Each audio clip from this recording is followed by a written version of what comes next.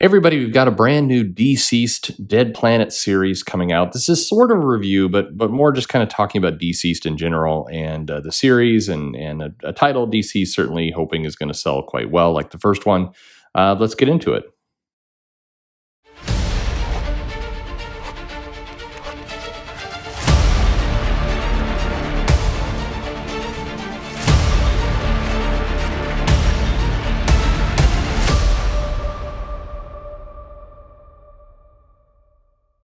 Hey, everybody, this is Perch. A little bit ago, about a year ago, DCeased came out by Tom Taylor, and it was basically DC's Marvel Zombies, and that people don't like it when I break it down that simply. They take offense to it, but in general, that's what it was. Darkseid managed to get the anti-life equation out. It was transmitted throughout the earth, and then anyone who basically looked at technology. It was kind of Cell. It was Stephen King's story Cell, if you remember that. It was that.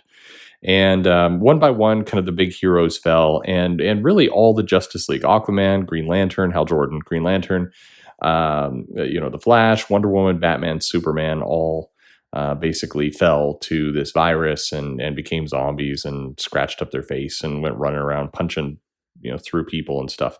And DC was surprised that this sold so well, but they shouldn't have been, because as Marvel saw with zombies, if you take the heroes and you make them evil and you throw some blood in there and you have them murdering everybody, these stories work. The only time they don't work is when you do too many of them. When you have you're on Marvel Zombies 5, then it's too much. Then you kind of kill the cow. And DC's in the process of that right now. This series is following up the last one. There is interest. It will sell. This first issue will probably sell quite well, but I think they're on the road to diminishing returns unless they can slow it down a little bit. But people love those end of the world type stories. They've always done well. They've done well for 20 years plus more, I'm sure. So when last we left, basically a band of heroes led by President Lois Lane, and you had John Kent and Damian and others, had left the planet off for Earth 2, and they were, they had left this zombie-filled planet behind. So that's kind of where things sat. This book opens up, and again, this is not going to be a proper review. It's a new issue. You should take a look over it yourselves. And I'll start with the question I usually answer at the end. Is this book for you? And I think the simple answer is, do you like zombies into the world apocalypse stories? If so, then yeah, this book is for you. It delivers kind of what it offers, or what it advertises. Yeah. Tom Taylor doing a fairly by the numbers. I don't mean that in a bad way. I mean, he's tasked to deliver a zombie story. He's delivering a zombie story. There's nuance to it of, the creeping dread and kind of, false sense of security and safety and all the rest. Pencils by Trevor Harsign, and they're really good. So this guy is clearly going to be a bigger and bigger, I think, star. Lots of detail, lots of good characters. Has I don't know, there's aspects to his art that are sketchy that we've seen before, but it works well. It works well for this book. You throw him on, he worked good on a Batman book or other things. If you throw him on some of the other titles, like Wonder Woman, I think it would not work. He draws a good Wonder Woman, but I mean, if you match the art style to kind of a gritty kind of thing, it fits. So in general, this book, it goes through kind of, here's what happened. A bunch of people died. We catch up a little bit with John Constantine. We pull in his story. There's kind of an offshoot story where a bunch of his friends died: Big Barda and Mr. Terrific, Blue Beetle, Booster Gold, they sacrifice themselves, and Constantine is left alone. Very, very Constantine. This isn't end of the world Constantine. This is normal Constantine. Anyway, so we catch up on the planet, and Cyborg has had his head ripped off.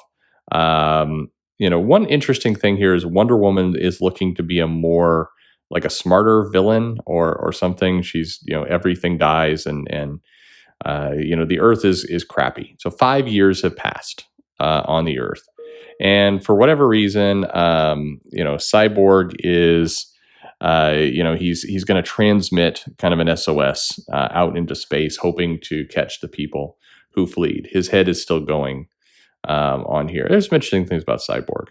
But generally, then this issue transitions to kind of catching up with what's happened to the heroes, as John Kent, Damian have adopted their new roles of Superman and Batman, and things are kind of settling in. Lois Lane is, got her president, parka or her little thing on. We have Alfred kind of doing stuff. It's you've got kind of the new Hall of Justice, which includes. People like Green Arrow and the new Green Lantern, Black Canary, and Hawkwoman, and Wonder Girl, and that kind of stuff. Although maybe she's Wonder Woman. Anyway, it doesn't matter. Black Lightning's hanging out there. It's good to see him. And they come to the conclusion, hey, there's a signal back at the Earth. There's a signal for us to go back and there's an SOS or something. We need to go back and save that friend. Let's go in, get them, and get out. And they're questioning, maybe this is kind of a risk, and they go back and forth. And then, we get some good moments with Black Canary and Green Arrow and all the rest. And so they head back to the Earth. Now, in this, there's a sporadic narration. And this is going to sound like a minor kind of thing to be picking on. But the narration would be good to not have. And I'll explain why in a moment, but it almost takes away from the story. They head back to Earth, and immediately they're attacked by something, but no, it's just Crypto, and he's alive somehow, and he's gets a good kind of puppy reunion. And so that's a good omen that they're getting there, and life's all right. They get down to the Earth, they find Cyborg's head. He can't really talk properly. For some reason, they need to put the lasso of truth on him to get things out. This is kind of confusing in that he was sending an SOS, but whatever else. But then as they're trying to get information out of Cyborg, the hordes of zombies come, and suddenly, Wonder Woman shows up and just blows the ship up. And this is their way home. So as the ship crashes and everything else, Wonder Woman basically murders Green Arrow. And this sends Black Canary into a crazy rage, and she uses her screaming, and there's a fight and everything else. But Cyborg's trying to say something, but he's whispering it away. But Superman hears it. John Kent hears it. He goes to try and basically block Black Canary from murdering Wonder Woman with a sword, and but unfortunately she stabs through John Kent and into Wonder Woman. So there's a bunch of blood, and we hear his words, "There's a cure," and it's to be continued. So two things about this. Again, not really a proper review, but I want to kind of throw this out there. A story that did this really, really well was Aliens. There's a lot of this book that feels like Aliens, and the plot of Aliens is basically they had gone to the planet in the previous movie. They'd unleashed this evil. It mowed down the crew. Sigourney Weaver managed to escape, and then they come to the conclusion we need to go back. There's a mining colony that's been established, and now we're not here. So there's a mystery for us to uncover. Let's go back. It's dangerous, but we're going to get in, get out, and what could possibly go wrong? And of course, the aliens get on the ship and blow stuff up, and more people die and everything else. And it's got this sense of creeping dread.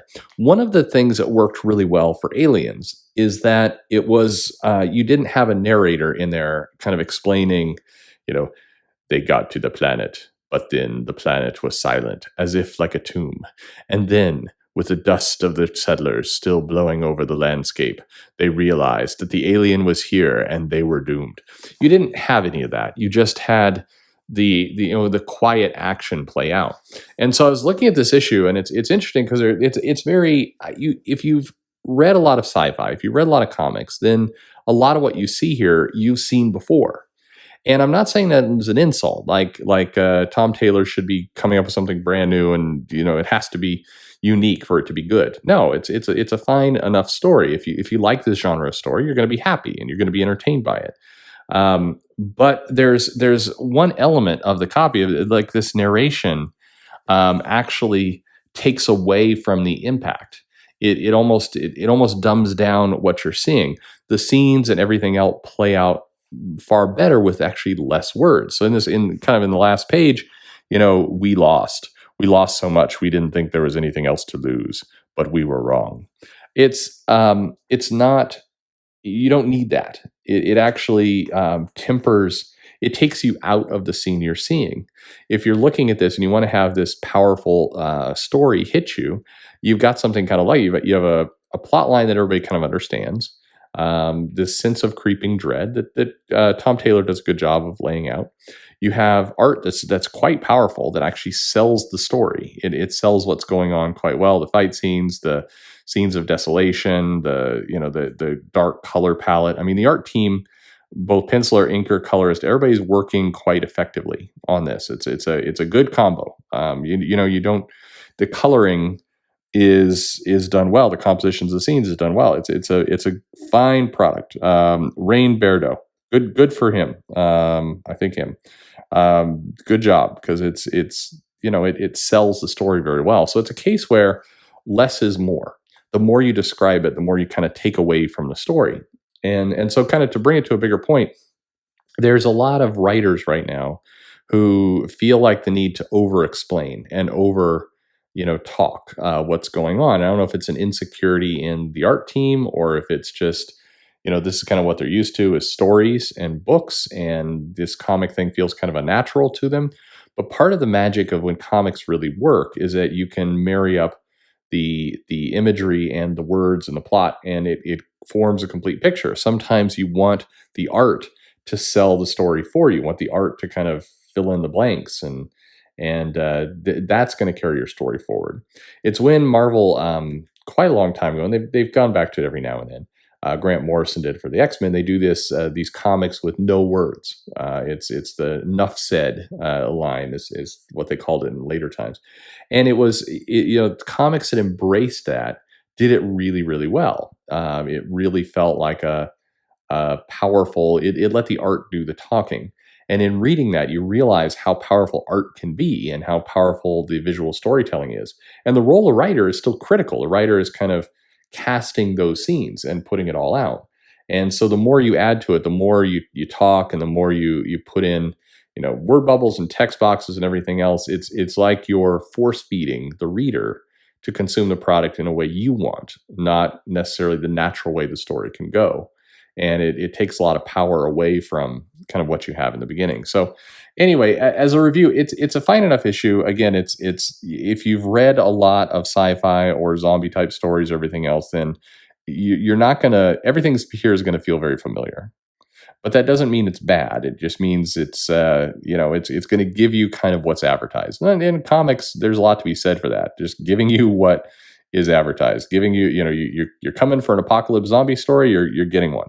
That's you're coming for your heroes to kind of be taken out in new and creative ways, and you're going to get that, and that's what you got.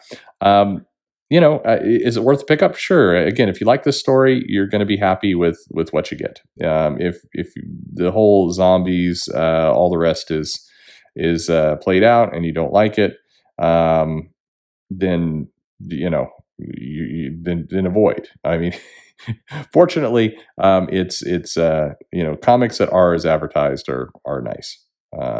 So that's good. I like some different things being seen. It's interesting.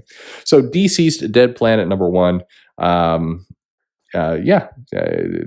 It's a summer book. And in many cases, it's more straightforward than other events that both Marvel and DC have going on. You kind of know what you get. So that's nothing wrong with that.